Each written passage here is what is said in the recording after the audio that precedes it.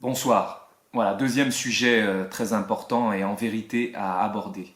On a laissé beaucoup trop de laxisme dans l'Église catholique, beaucoup trop. C'est-à-dire qu'on a dit, ça a été une stratégie qui était très basée sur l'amour, mais qui a perdu en fait l'équilibre que doit être la vérité de l'autre côté.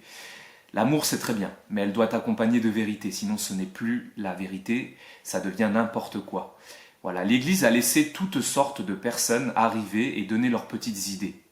Mais malheureusement, tous ces gens qui veulent recevoir des sacrements, c'est des adultes qui ont rencontré le Christ, ou en tout cas, ils se sentent appelés à recevoir un sacrement en tant qu'adultes, ben, sont souvent très très mal formés et ramènent leurs petites idées personnelles. J'ai un ami qui m'a encore confié aujourd'hui que lui, il va recevoir la confirmation l'année prochaine, je serai sûrement son parrain.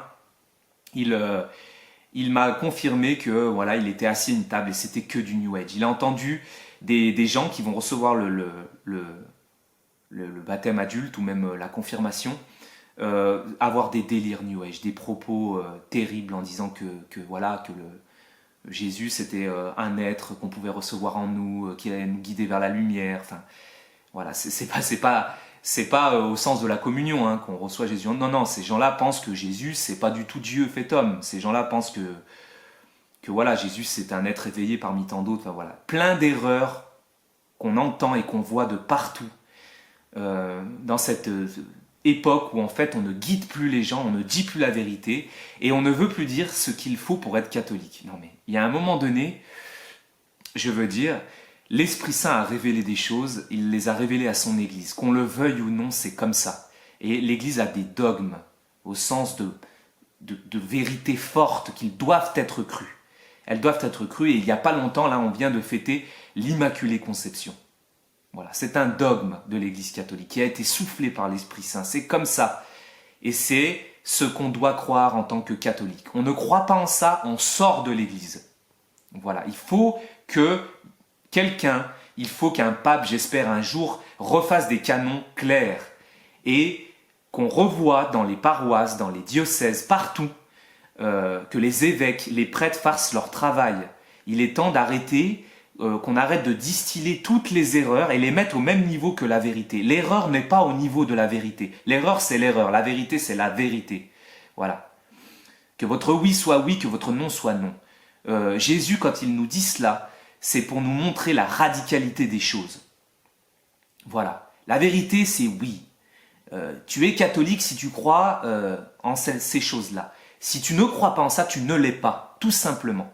Voilà. Ça ne veut pas dire qu'on doit condamner les personnes, ça veut dire qu'on doit les réveiller pour leur montrer qu'il faut qu'elles se laissent guider par l'Église et par l'Esprit Saint. Voilà. Bien sûr que non, nous ne sommes personne pour condamner, nous n'avons pas à condamner personne. C'est pas ce que je dis, je n'attaque pas les personnes, mais c'est le système interne à l'Église actuelle et cette idéologie qu'il ne faut surtout pas imposer, rien dire, qu'il faut laisser l'erreur au même niveau que la vérité. Ce n'est plus possible.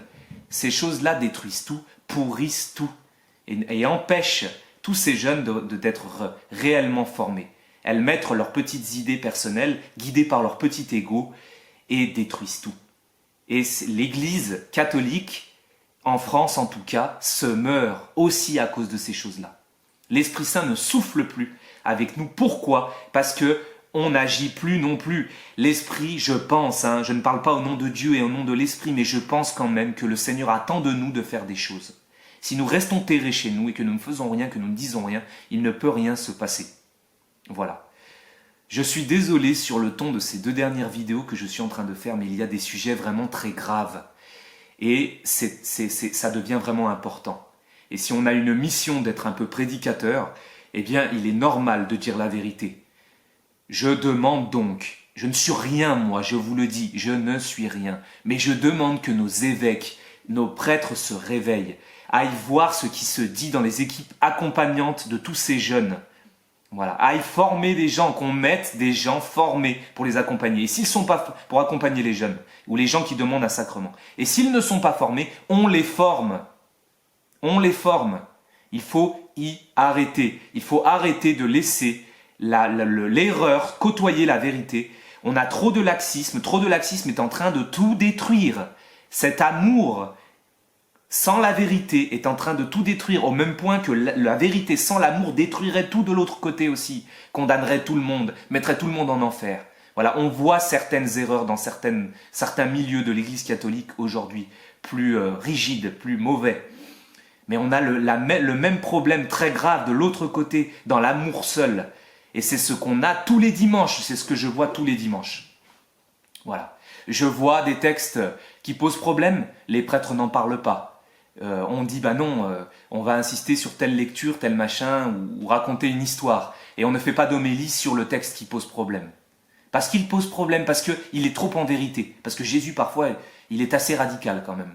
Eh bien, ça pose problème, alors on n'en parle pas. Ça va, ces choses-là, c'est pas possible. On ne peut pas faire ça. On ne peut pas diviser l'amour et la vérité. Les deux doivent s'embrasser, doivent être ensemble. Le Christ a combattu. Il a fini sur une croix, les amis. Il n'a pas combattu avec des épées. C'est pas ce que je dis. Il a combattu par la parole. Il nous l'a dit. Il nous a dit à quel point si on dit la vérité, on sera persécuté. Mais stop à un moment donné. De quoi avons-nous peur ? Si nous avons le Christ avec nous, Dieu fait homme, et son esprit, de quoi pouvons-nous avoir peur ? De quoi nos évêques ? De quoi nos prêtres ? De quoi notre Église a-t-elle peur aujourd'hui ? De perdre des gens ? Mais vous pensez que des gens qui pensent que Bouddha, Jésus et tout le monde sont égaux, que Jésus n'est qu'une des voies pour aller à Dieu et que ce n'est pas la seule voie, vous pensez que c'est ces gens-là qui sont catholiques et que vous voulez retenir ces gens-là dans nos paroisses, mais vous voulez donc pas les blesser pour qu'ils restent. Mais moi, c'est parce que moi je vous dis pas de les chasser, je vous dis de les former. Et ceux qui voudront pas être formés, ils sont plus catholiques, c'est comme ça. Mais à un moment donné, c'est ça qu'il va falloir qu'on fasse. Des canons clairs, des choses très claires, revoir la formation. Le prêtre, le curé de paroisse, il a ce pouvoir-là. Il est le chef. On ne veut plus de chef. Voilà. Quand je parle du Christ comme un chef, quand je parle du pape comme un chef, quand je parle d'un évêque comme un chef, non, oh là là, non, oh là, nous sommes des gens du service, ça va cette hypocrisie. Et puis après, quand il faut utiliser son rôle de chef pour interdire par exemple des chapelets devant des églises parce que ce sont des prières de rue et on empêche des diacres par exemple qui voudraient y participer, on empêche qu'ils y participent en disant je vous interdis en tant qu'évêque moi que vous y participiez. Il n'y a pas une hypocrisie là-dedans à utiliser ce pouvoir du vœu d'obéissance quand on en a envie pour empêcher des gens de faire le chapelet devant des églises. Mais par contre pour laisser toutes les pourritures et les erreurs dans l'église, non ça, on n'utilise pas son pouvoir d'autorité. C'est pour ça que je vous appelle parfois pharisiens des temps modernes. Parce que vous faites l'inverse de ce qu'il faudrait faire. L'inverse. Et vous êtes hypocrite parce que vous utilisez ce pouvoir-là en tant que chef de l'église quand ça vous arrange. Et quand ça ne vous arrange pas, vous ne l'utilisez pas. Voilà. Pour bien vous faire voir. Voilà. Parce qu'il y a, je ne sais pas pourquoi, une diabolisation de la vérité. Voilà. Mais vous allez faire qu'on va atterrir dans l'inverse. Voilà. Les gens qui sont dans l'hérésie la plus totale vont continuer dans leurs hérésies. Elles vont continuer à peupler nos églises et elles vont contaminer les autres. Voilà. Et vous savez ce que ça va faire ? Les gens qui sont un peu trop dans la vérité, tous ces jeunes qui auraient besoin d'être calmés, d'être formés, etc., et qui sont trop zélés, ils vont partir. Et vous savez où ils vont aller ? Ils vont quitter l'église catholique. Voilà. Ils vont aller chez les sédévacantistes. Voilà ce que ça va faire. Voilà ce que cette stratégie est en train de créer. Une division dans l'église. Alors que les deux doivent marcher ensemble. Amour et vérité. En disant que tous les jeunes qui arrivent actuellement, parce que moi c'est ce que j'entends dans ma paroisse, sont terribles. Apparemment, on est terribles. On est des gens terribles. Au lieu de dire que nous sommes terribles, il est temps de se remettre en question et de comprendre qu'il y a peut-être un message. Pourquoi tous ces jeunes qui arrivent sont soi-disant terribles ? Pourquoi ? Est-ce qu'ils n'ont pas envie finalement ? Est-ce qu'ils ne sont pas envoyés par le Seigneur en quelque sorte ? Bien sûr, je n'ai pas dit qu'ils étaient paroles d'évangile, mais est-ce qu'ils ne sont pas un signe pour nous montrer qu'il est temps de revenir à l'équilibre ? Eux, ils sont peut-être trop dans la vérité, je ne le dis pas. Je dis pas qu'ils n'ont pas à être formés, je suis d'accord. Mais les autres, excusez-moi, ils sont dans l'erreur la plus totale. Il est temps de rassembler ces deux et de former des gens et que l'Esprit Saint vienne souffler sur nous à nouveau, dans nos églises, dans nos paroisses. Et pour ça, il faut s'y préparer.